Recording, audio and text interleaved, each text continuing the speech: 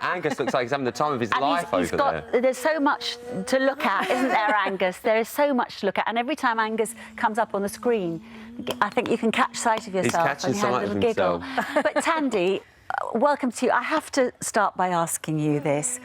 What has made you want to come into the studio with Angus this morning? OK, well, there's over 1 million children in the UK who've all got disabilities, and Angus is actually one of a kind. He's completely unique in every single way.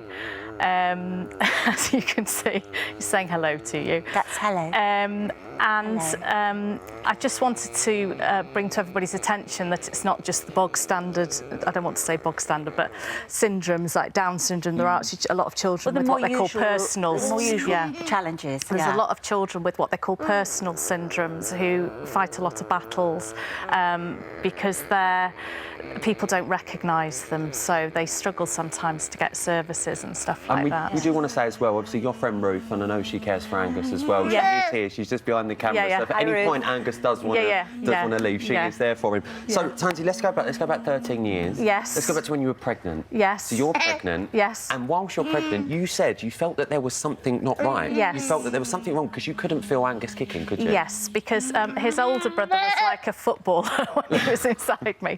And Angus, basically, he just didn't really move at all. And when I kept going back to the hospital to say, I really don't think there's something quite right, they kept saying to me, don't be silly, just, you know, get on with it. And when he was born, he had a few issues, literally, the day he was born. Yes. Talk us through that. Well, basically, when a child's born, they do the regular sort of tests on them, and he didn't respond accordingly, so he was taken into special care.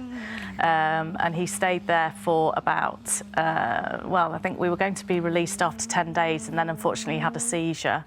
And then I think we got home after about 2.5 weeks. And what were you being told at that stage? Well, we had no idea there was anything wrong, although they had the suspicions. So they basically took us in an ambulance and we went to one of the Manchester hospitals, and they... He's looking at the boats. Yeah. He's a big fan of the boats outside. They went to one of the Manchester hospitals and they did some genetic tests, and then 3 weeks after that they were able to tell me that they'd found this unique chromosome abnormality, and they'd found it purely by accident. And it is so unique, it's not even got a name. No, I just call it a personal syndrome or happy syndrome because he laughs so much. I think that's a wonderful way, really, because everybody is going to have, when things are given names, everyone gets put into a category, don't they? And that is completely wrong. Yes. Because everybody's version of that is going to be totally different, including Angus's. Yes. Now, Angus is communicating with us right now, obviously, and saying all sorts of things. But he basically has that's his, like, I'm very happy, everything's okay. Oh, I'm really glad about that. You don't know how glad I am about that, Angus. But he uses that's like a general sort of thing, and he uses so he can walk with his hand held, and he'll communicate and take me to what he wants to do or whatever, and he can point and touch things, but otherwise he doesn't really have any comprehension about. And obviously, where this is so rare, there are so many unanswered questions. Yes. What's life going to be like now going forward for Angus and for you and your other son? I don't really have any idea. I mean, I don't think he's never going to be able to live an independent life, so he's always going to be dependent on me. But you know, we just sort of work it out and get along. How has life stacked up for Angus according to the original prognosis that he was given?